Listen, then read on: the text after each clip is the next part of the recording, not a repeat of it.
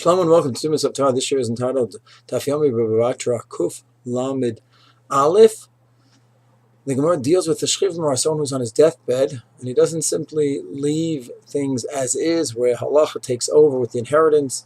The oldest son gets double, and the other kids get their amount. He goes in and gives presents away as a shchivim, someone in his dying state. And the Gemara offers a lot of different possibilities. He gives up to his daughter, to his fiance, Arusa. Another Gemara has another fascinating possibility. He gives over to Gerusha, his divorced his ex-wife. It sounds like a strange case. So you say, well, the Gemara deals with all possibilities, and sometimes you have cases that are not so realistic, but the Gemara deals with it so we can understand them and apply them if it's ever needed. But the fact is, when we look at some of the halachot regarding a man and his ex-wife, it's not necessarily a case of hatred and enmity that we so often see today. There's several halachot in Shas that show us that one, a couple who's divorced can no longer live in the same chatzer, the same building. Let's say they lived in the same building, and now they want to go ahead and split the apartment. They have double apartment, they're going to split it into two. So there's no yichud. You can have another single person and another single person living in these two different apartments.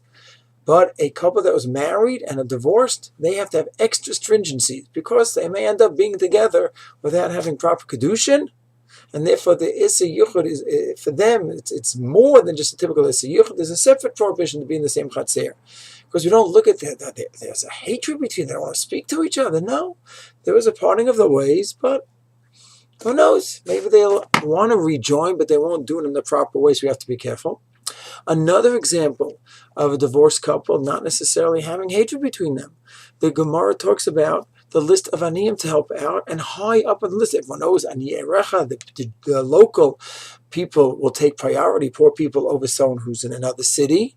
Another halacha, not so well known, is one's ex-wife is high on the list. If she needs help, you person should help her out.